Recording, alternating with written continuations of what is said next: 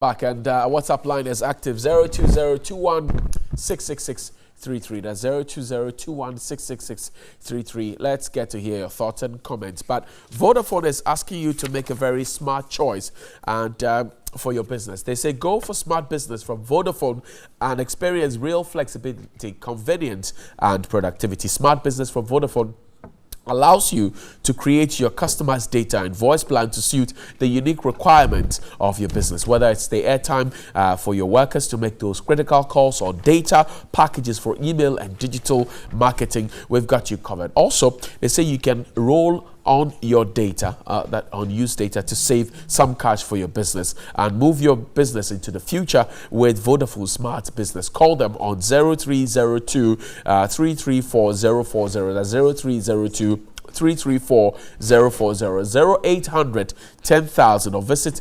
www.vodafone.com.gh/business/business smart business to build your own plan. Vodafone says the future is exciting. Are you ready? Front pages, as I've introduced them to you already, but let me rehash them for the courtesies of my guests. 40 cars vandalized in KNUST riot, according to the Daily Guide. Samira donates to Ridge Hospital. KNUST VC must go, according to students. And government fires Togwea further over OT region. Obed OK said. The Daily Graphic says increased doctoral level enrollment to replace aging lecturers. We are putting measures in place to safeguard gains, according to the Vice President. And voters register exhibition starts today, takes place in proposed regions.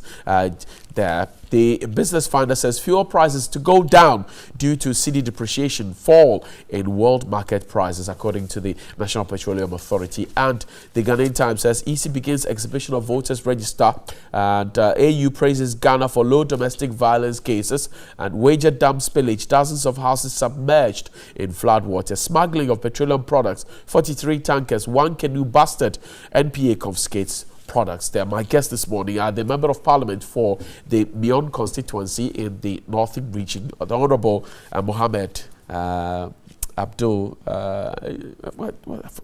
the first name Aziz, Mohammed Aziz. Forgive me, I'm thinking so many things. Good morning. That's okay. How you doing, Chief? It's been a while. It's been a while, yes. Great. Abdul Aziz. Good morning. Yes, the name came.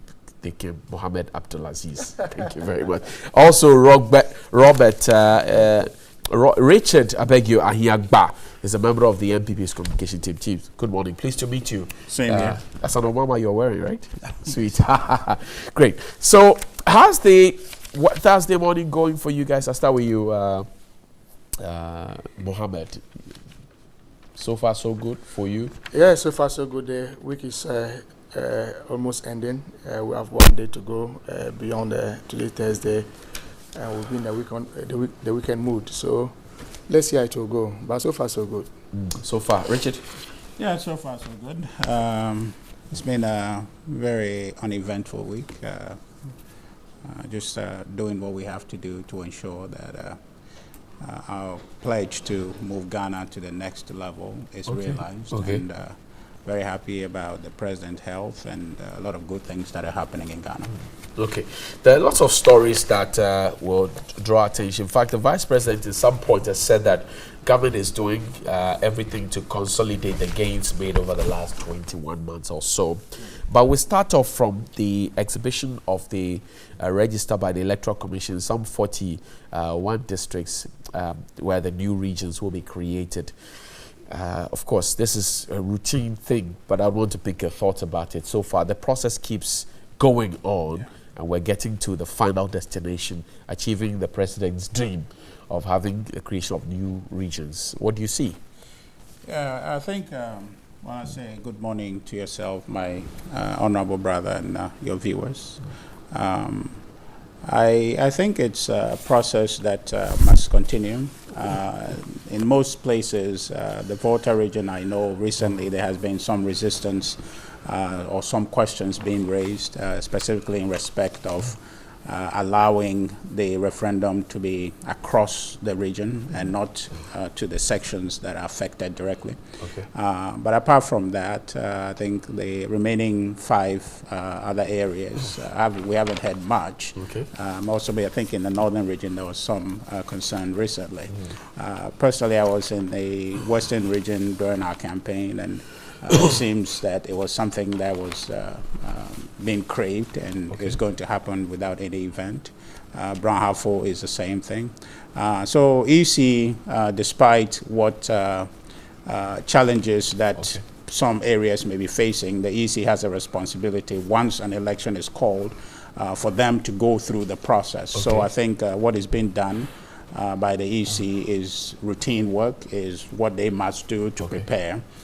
They will not go by the timetable or any court case or anything. They would have to do their job as required by them. So I think it's in order, and I pray that everything goes on smoothly and we'll be able to have the referendum. The Daily Guide reports on page 3 that the Ministry for Regional Reorganization and Development is charging Togbe Afede for making some statements that they thought were in bad taste. Togbe Afede, for example, is reported in the Daily Guide that says last Saturday suggested that the Commission of Inquiry set up to investigate the substantial demand for new regions in the country did a shoddy work in apparent declaration of war on the creation of the Oti region. He cited disregard for petitions to extend the Commission's public hearings to other parts of the affected regions, suppression of petitions opposing the creation of new regions or inclusion in regions, and withholding the final report from the public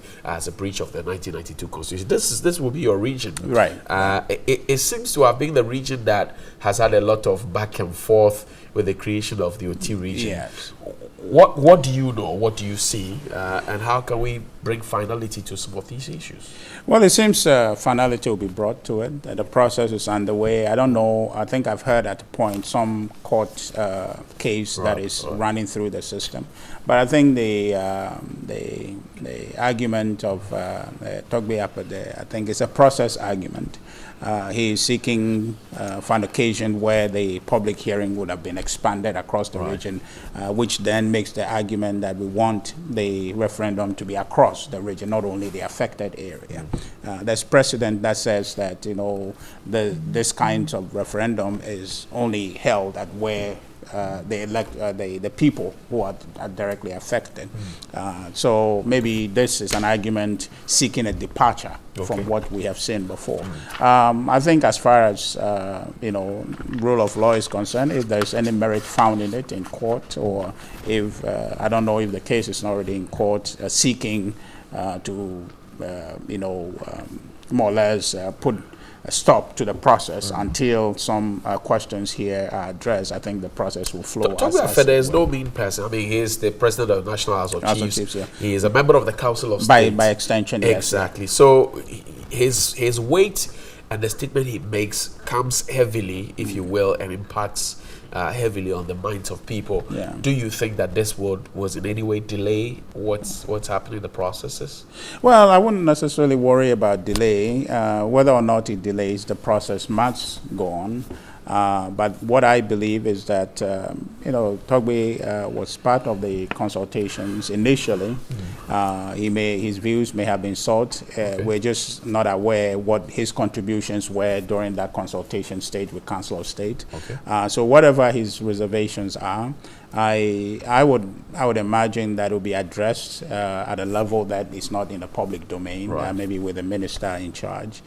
So that they would go through them in a way that helps the process, not rather stampede the process. But to be or not to be, in the end, I think the referendum will decide. That is democracy. So the people who supposedly want the region would have a chance to vote. Now, if it was cast region-wide, that is also one thing. But if it's going to be done in that area, at the end of the day, we're in a democracy. The views of the majority wins the day. So if they go ahead and vote, and in the end, we have a majority seeking for the region to be created, I don't think there's anything that can stop it. Richard, I thank you. Mo, step in for me now. These are the issues that are coming up, but the process is progressing steadily. Today there will be exhibition. I'm sure somewhere around the north as well would have the exhibition going. What have you been hearing from on the ground? I know you are constantly in touch with your people on the ground. You go visiting them. What have you been hearing? It's good morning to you. Good morning to my colleague, and good morning to our viewers, especially my constituents back at Myeong. The issue of the creation of the new regions, like indicated, falls under the purview of the Ministry of Regional Organization. Right. I'm aware that the bill has been sent to Parliament. Okay. Some work has been done on it by the ministry. The creation of the new regions and also making the position of the DCs, MDCs elective are some of the very serious issues that the Ministry of Local Government and Rural Development is dealing with.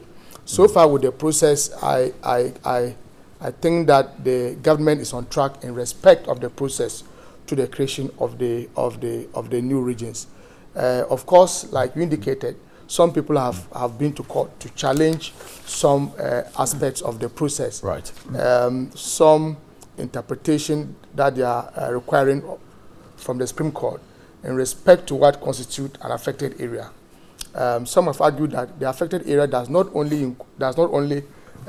include the proposed new region, but also the entire region. Okay. That's a matter that the court would pronounce on.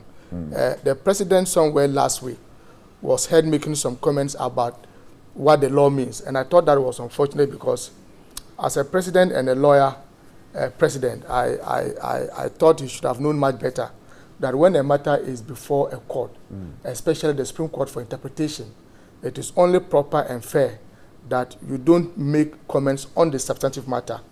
That I found very, very, very wrong on the part of His Excellency the President.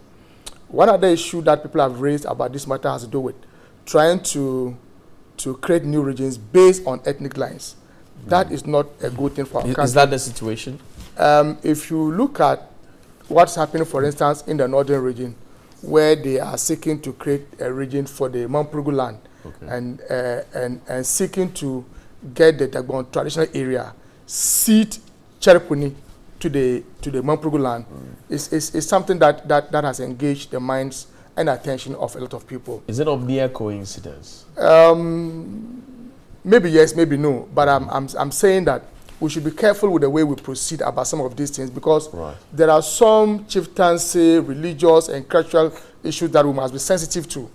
I am not advocating or against the creation of the new regions. Okay. I am only saying that we should not be seen taking steps and measures that could compromise the unity of this country in the future.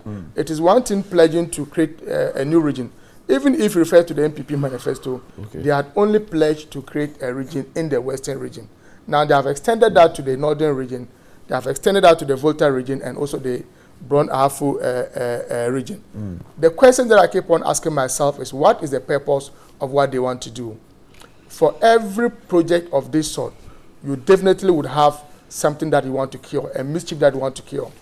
Are they trying to enhance or facilitate development, or they want to bring administration closer to the people? I have constantly argued that if you want to facilitate development within some geographical area, what you do is not to create regions, because per the 1992 Constitution, the regional coordinating councils only coordinate administrative functions of the assemblies, and so you can't convince me that you are creating regions to facilitate the rapid development of the area. But John Mahama in his 2016 campaign also mentioned the creation of new regions. That is a very interesting angle of the whole debate. I would want to go beyond the partisan approach to it. I'd want to go beyond whether the NDC or the MPP promised that. We are now at a crossroad where the MPP government wants to implement it. Let us interrogate it, even if the NDC had won. Is it not too late in the day when consultations have been done, when the referendum is just at hand? We can still engage in a national conversation. I can't see the process being halted at this moment. I can see the process continuing. But I'm saying that let us raise the critical questions. Okay. Like I was indicating, what is the purpose of the creation of the new regions? Per the 1992 Constitution, all that the regional coordinating councils do is to coordinate the administrative functions of the assemblies. The regional coordinating councils have nothing to do with development. And look, if you want to argue from the point of bringing administration closer to the people, if the president can administer Tatale, Cherepuni, and Saboba from Accra, how can you convince me that a northern regional minister in Tamale cannot effectively administer them? What I think we should do is to create more assemblies, is to mobilize more revenue for development, and to expand infrastructure. If you have good roads, it will not take you more than 2 hours to travel from Tamale to either Cherpuni or Tatale or Zabzugu in the northern region. It wouldn't take you more than 2 hours. So what we need to do is to expand infrastructure. If indeed our intention and the purpose is to facilitate more development, we should be creating more assemblies. Because when you create more assemblies, what happens is that they become entitled to statutory funds, like the common funds and other new ones were created in Accra. Exactly, and most of them were concentrated. They get late deliveries of their monies. For example, MP's common fund as well. So tell me how the creation of new regions would cure that. No, you tell me. In fact, those regions would also come with administrative expenses that we must be mindful of. You see, what I'm saying is that the last assemblies that were actually created, majority of them were within the Ashanti and the eastern regions. The question that I also asked myself, and I want us to engage in some national discourse, why are we creating regions in northern, we want to carve a new region from the existing northern region, same in the Volta region, Bron Ahafo, and western region. What is the basis? What are we using as benchmarks? Population or land size? If we were to use population or land size, why are we not making an attempt to divide the Ashanti region? Because as per my understanding, it is the second largest region in terms of population after Greater Accra. Why are we not dividing the Ashanti region? Why are we not doing the same in the eastern region? Those are questions, I don't have answers to them. I'm just posing those questions so that we'll begin to interrogate the motive behind the creation of these regions. The speed and the alacrity with which government is moving with the creation of the new regions, I wish they had attached same alacrity to the 1D1F, the 1 million per constituency, the construction of the dams. I wish they could attach same seriousness to these pledges that Great. You've made a few questions. Let me ask Richard. Richard, if you have responses to them quickly, then we'll move on to another issue.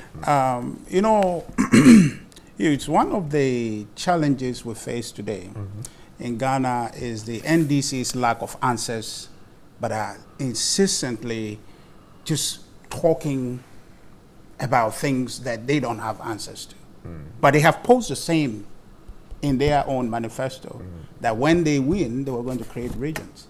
So it's very simplistic to come and sit on air, unless he's willing to tell us that he disagrees with his party's position on creating the region. You understand? So let's not be disingenuous in talking about these issues that are very important. Now, all of us understand that this is not the government imposition on the people. The people wanted it. The people in the OT, they want the region to be created. I told you about Western region. When I went there, you know, in having comments amongst constituency executives and the rest, this is what they are looking forward to. In Bron Ahafo, they are looking forward to it.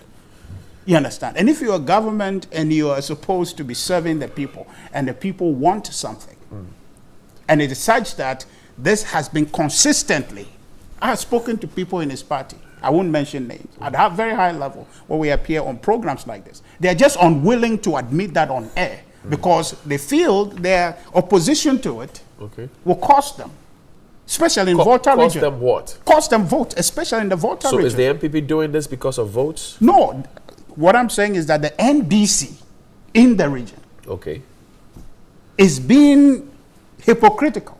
They want this. So my brother sitting here acting as though they are just passive, engaging the process passively, and the MPP is doing something they are opposed to, is hypocritical. Well, they want the same thing.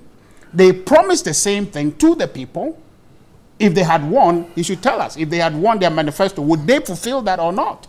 That's a question we should ask him because it's in their manifesto. Well, I'm sure he's noted, but the question he was asking...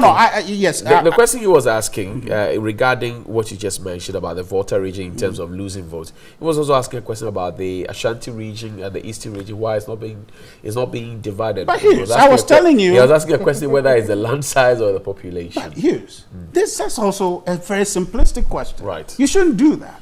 He knows better. Look, he does? Yes, but why didn't he say we should divide the Greater Accra? Because he said Greater Accra is the largest in terms of population, right? Why didn't he ask for Greater Accra to be divided? But you see, the truth of the matter is this. Okay. The request for regional, splits demarcation were the requests emanating from the people. It is not government imposing, it's like, oh, let's go and divide this place. It's the people who wants the thing. In the Volta region, if you go right now, go to the OT areas, if you just do a text or a phone in right now and see how many people will call in support of that. It doesn't mean that in a democracy we are going to have absolute support for anything, but the vast majority wants it, and they want it now. In fact, in today's paper, Dr. Obeda Samoa wants the same thing. Right. You understand? So when you come and sit on air and try to gain political advantage for things that we are doing for national interest, for the interest of the people. Look, if you ask me, the argument is like, okay, regional coordinating councils don't create anything. Okay, they are not revenue generating outfit. I agree. If you ask me, I want Ghana to be one region.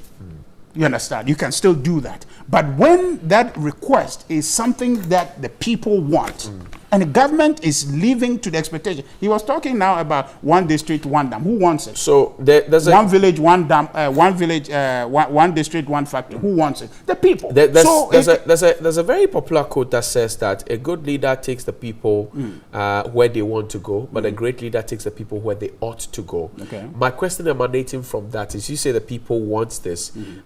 Is this creation of new regions going to really scratch the people where they itch in terms of solving their problems of access to water, electricity, education, health? Is it going to solve the problem as we have it? And I'm asking this question on the back of the fact that, look, MPs Common Fund delay for both NDC and MPP. District Assemblies Common Fund delays for both NDC and MPP. It doesn't matter where you live. Right. There's always a certain lax and delay in the provision of these things that must help the people. So will the creation of new districts, new regions, I beg your pardon, solve these problems? I want to know. Well, whether or not they will solve it, that's not for us to determine right here. But I believe something must have gone into the thinking to create a whole ministry. Create a whole ministry. Let's not deviate. Richard, we're not deviating. I'm asking a question. Yes. I'm saying that something must have gone into the thinking to have a whole ministry with a minister and deputy for the regions to be redemarcated. Correct. And I'm asking, will this solve the problem of the people? Yes, the people may have clamored for it. But if you are a mother and your child is asking for sugar and toffees every day or every morning, and you know that it's not good, will you still give because your child is asking for it? That's the question I'm asking. Yeah. Will it solve the problem? Yes, I think it will. The same question he asked, we can ask, what went into what thinking went into the creation of Upper West and Upper East? You understand? We can ask the question today, have the creation of those two regions given the people what we thought we were going to give them? That is up for debate. But the question that we need to focus on, the reason why you're asking this question, because of his presentation, which seek to create the impression that this government... It was not because of his presentation. Oh, okay, well... I'm asking questions. Okay. I have a mind of my own. Okay. Right. Okay. So here, it's okay. Right. The point I'm trying to make is that there is an impression being created that this government is creating the regions because it wants to create it. Right. That is false. These regional creations are issues emanating from requests from the people. And I'm trying to make you make the point. So for him to commit that their own manifesto in 2016. I asked him that. Yeah, but he has not admitted to it. He said to put that aside. I want him to understand, because so that our viewers will understand that they wanted to do the same thing. So if they had won the election, would they do it or not? If they would do it, then what is the issue? What's the issue? So we now have to just engage the process as a people to do it, because all of us want to do it. You understand? So what we are doing now is not a request or a thing that MPP wants to do. My question, Richard, is still not answered. No, wait. Will it solve the problem? We need to move on to another issue. Of course. We'll get the rebuttal, but I'm questioning, will it solve the problem? What problem are you referring to? I'm talking about access, I'm talking about education, I'm talking about good roads, I'm talking about health, I'm talking about food production, I'm talking about all the issues that come daily onto our tables. Will the creation of new regions solve the problem? That is an ongoing question because we created upper. No, please. Please. We created upper west. But you're laughing. It's a serious discussion. Please, it's a serious discussion. Richard, see, make progress. Talk to him and not me. No, but stop laughing. Talk to him Richard, and not me. Mo, stop. Richard, make progress. We created upper west. Okay. Can we ask the same question? Has that been resolved? We created upper east. Has that been resolved? So we are building a nation. You cannot say that by creating that tomorrow we're going to solve a problem. It's an ongoing process. Development is a process. Okay. So insofar as a country, we're seeking to solve our problems, creating that at least one problem we'll solve is for the people wanting to have a region of their own, thinking that maybe when that happens, they will be in a position to do things differently. Right. Richard. Okay. They feel that resource allocation then will be different for them. Okay. Whether or not that is true is something yet to be seen. We have precedent from upper east and west to determine. Okay. So that question you asked me, you could equally answer it. You can tell me that. I don't answer questions. No. I only ask them. But I'm saying, I'm saying that you have seen that. Okay. We created upper west. So can you tell me? Has upper west and upper east worked? That's you're Ghanaian. I know. I'm asking you. But that has it worked? We didn't create that, but I'm saying to you. Yes, but you have experienced it. But you also are Ghanaian. Well, I don't answer questions. I know, but I only ask them. But when you know something, you don't ask. Okay. Okay. No, what I'm trying to don't say. Ask. What I'm saying is that you have seen upper west. Has it worked? Has it upper worked? west and upper east worked? I'll say in some ways it has. Okay. But the point is that it's a process. Right. So we cannot say that after 2 or 10 years the problems will be solved. Right. Otherwise, Greater Accra won't have any more problems. Richard, I thank you very much. Mo, take a 1 minute bite on this one. We need to swap topics. Oh, 1 minute. Yes. No, it's okay. You had your turn. I had to ask him questions. You see, I raised very critical questions. And when you talked about the NDC also promising same in our 2016 manifesto, it's a very genuine question. Would you have gone ahead to create the new regions you see, if you had won the election? We did not win power. It raises issues of moral grounds. Would you have gone ahead to create the regions, Mohammed? Of course, if the Aziz, NDC had won, I would not have been the president of the republic. Okay. This decision that would have been taken by the president if he had won. Okay. But what I'm saying is that it's a very legitimate. You speak on behalf of the party. I'm making a point here. Would you hold on? Hold on. Would the NDC have gone ahead to create new regions as was promised ahead of the 2016 elections? That I cannot speak to. Okay. I must admit. I say so because remember, even before Professor Mills, we had promised to do a 110 premium for the national health insurance. Right. When we assumed power, we realized that it wasn't feasible. Okay. And so it wasn't implemented. I cannot speak to whether we would have gone ahead to create those regions or not. Okay. But you see, whether the NDC promised that in our manifesto or not does not prevent us from raising the critical questions. Okay. And if you know me very well, I will not shy from stating my position on this platform. And so I'm not that type who will shy away from my conviction. We are raising critical questions. We are adamant about what you guys are doing. But as a responsible opposition party, we have every right to ask the critical questions. So you just said that simplistic questions would also require a simple answer, which we haven't done. I have raised questions of what the purpose is, what the creation. This is hypocritical. Oh, you see, when you were speaking. Oh, you interrupted me, please. Richard is okay. Okay. You have done twice, it's okay. Thank you. For just laughing, Mohammed, you do not take kindly to that. Mohammed. Now you think you can interrupt me. I can do that much better. Mohammed. Let us be decent on this program. Mohammed. What I'm telling you is that I have raised critical questions that you haven't been able to answer. I answered. Look, you see. Let us. I can do much worse. Gentlemen, hold on. I can do that. Please. I can do that. Stop pointing at me. I'm just saying that you've had your turn. I was quite throughout. We will have to end the program at this point because you are not listening. You see, Johnny, we would have to end the program if you are not listening. I'm not sure. I'm sure he will take a cue from. But you also take a cue. But you see, Johnny, take a cue. When he was speaking, I was quite throughout. Yes, he will be quiet. Even when I smiled, he took an exception to that. Just go ahead. You see, I have raised questions that you have not been able to answer. That is the issue here. I've asked questions what the purpose is, what you seek to achieve. Is it to bring administration closer to the people or to facilitate a development? I've also asked questions what we are using as a basis for the creation of new regions, population or land size. I've asked questions, look, when you talk about the demand is coming from the people, was it the demand from the people that led you to the establishment of the ministry when you won power? Exactly no. And so what I'm simply saying is that let us begin to ask the critical questions. Government should speak to those questions that we have raised, and as a country we'll move forward. But to say there are very simplistic questions when we have not also provided simplistic answers are you overly criticizing what you shouldn't be criticizing? You see, Johnny, I have raised questions. I have not told you whether I am for or against the creation. Where do you stand? I want to know. Look, I have a position about the creation of the new region in the northern region. Okay. That's where I come from. And our position has made very clear that the Dagbon traditional area would not cede an inch of our land to facilitate the creation of the new region that they want to do in the northern region. That we have made very clear. Why is that so? Are we afraid of change? Not afraid of change. The Dagbon traditional area that has jurisdictions over the Cherpuni area has stated, which I endorse completely, that we will not cede an inch of our land, I mean Dagbon traditional area, to facilitate the creation of a press conference was recipe for disaster. That's why we must be careful with the way we go about it. We have raised questions of not taking an action that could polarize this country in the future.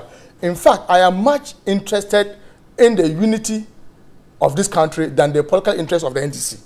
That I cannot compromise. Okay. And so when we raise questions of this nature, it behoves on government and spokesperson for government, and for that matter, party communicators of the NPP to answer them.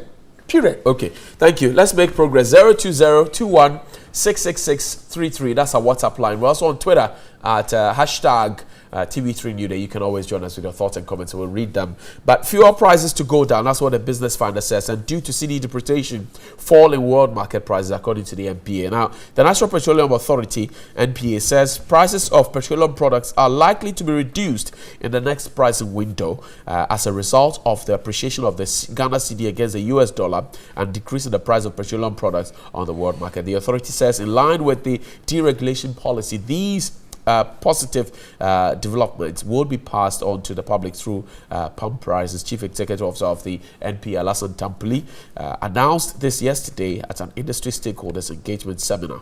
This is good news, isn't it, Richard? Very good news. Very, very good but news. It says it is likely, so it's pitch and toss probability. Well, likely because we live in a deregularized environment, so therefore prices are supposed to be responsive to the market. So that for me is the basis from where he's making his point. Okay. Now, but then let me say something whilst I gauge that topic, is that there's something revealing that we saw today, that it is possible for a political party to make a definite promise in its manifesto and then be unwilling to implement it. That is confirmed here on the platform.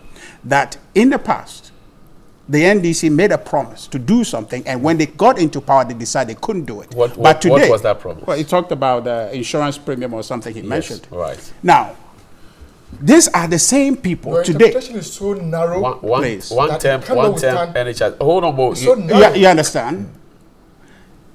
These are the same people today standing on the fringes without supplying any concrete alternative, saying that, oh, you said you were going to do one district, one factory. You say you are going to do one village, one dam. In fact, a former president who made that promise in his manifesto, which he campaigned on, is running around in the northern region saying, one village? saying, one dam, one village. I didn't say that. Did. You see, we never did. Okay, so I didn't say that, did I? Richard, hold on. So what I am saying is that you're using up your time for yes.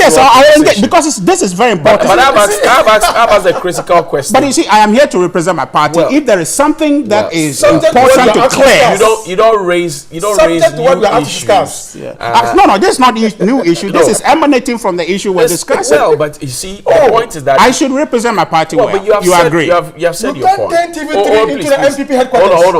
Hold on, please. You understand? Allow him. Okay. Can you speak to the fuel issue? No, I'll speak to that. But I'm here to represent my party. If there is something important that affects my party's interest, I cannot be seen not to be doing it. Do that at your party headquarters and not okay. So here is an issue. We have President Mahama running around saying he hasn't seen any dam. But he, in his party's manifesto, made a promise, and it is possible they are not going to fulfill that promise. But then he's running around trying to referee and said somebody promised and didn't do it. Your time is up. You didn't speak to the fuel. Your time is up. Mo. But it's not fair. You didn't even let me laugh. No, but I told you when you started. We come here to represent our party. Allow us to have a conversation. But we also have a TV station to run. Very well. Okay. So Mo, this your 1 minute on the fuel prices likely to go up. Take a bite on it and let's go. It's Alas Antapoli says the CD is appreciating, and so you know, at the next window of pricing we'll have. Let us see whether his prediction would come to pass. But remember that before President Mahama and the NDC left office in January 2017, a gallon of fuel was going for 16 Ghana cedis. Today, as we speak, a gallon of fuel is around 25 Ghana cedis. It is partly responsible for the hardships that Ghanaians are going through today. We were told that President Mahama and the NDC were incompetent and that they could not manage the economy well. That resulted in the hardship that we had around those times. I don't know what accounts for the hardship that we are going through today. Now, there are three factors that will determine the price of fuel at the pump. We are talking about the exchange rate of the cedi and the dollar. We are talking about the world cruise price of crude. And we're also talking about the level of taxes and levies imposed at the pumps. Government wants to tell us that they have no hands in pricing fuel. Government has every responsibility to ensure stability of the city. If you fail to manage the economy and the dollar is rising, that leads to the increment in fuel prices. You cannot exonerate yourself. Does government control world market prices? No. They don't, but I've told you of three variables. Okay. World price of crude, cedi-dollar relationship, and taxation. Government has no control over crude, but has every control over cedi-dollar relationship and also the taxes imposed on fuel. Okay. All that I'm saying is that before we left office, a gallon of fuel, which was going for 16 Ghana cedis, is today going for 25 Ghana cedis under the government of President Akufo-Addo. We are being told by the transport union, this morning I listened to a news item, they are threatening again to increase transport fares by some 30%. Remember, the telcos have also indicated that police said the prices will go down. That's why I'm saying that let's see whether it will come into fruition. Okay. He's only making a prediction. And I'm saying that when prices go up and they want to exonerate themselves from responsibility, and when prices are likely to come down and they want to claim responsibility, we would hold them to the same standards. And so what I'm saying is that the hard time that we are going today is as a result of the incompetent management of the national economy by Akufo-Addo and Bawumia. I knew you wanted to go there. Thank you very much. Which is true. Mohammed Abdul Aziz, MP for me, I'm grateful. Richard Ahiagba, pleased to have met you. And you still insist that the one time health insurance premium was a failure on the part of No, I wasn't even saying it was a failure. He was telling us that they decided, a definite promise, but they saw realities and decided not to do it. So I'm saying the same measure should be applied. When the president, the former president, please, come on. He kept quiet. So you have seen, he kept quiet. Mohammed, he kept quiet. You understand? No, he kept quiet. You understand? So if the former president can be going around and saying,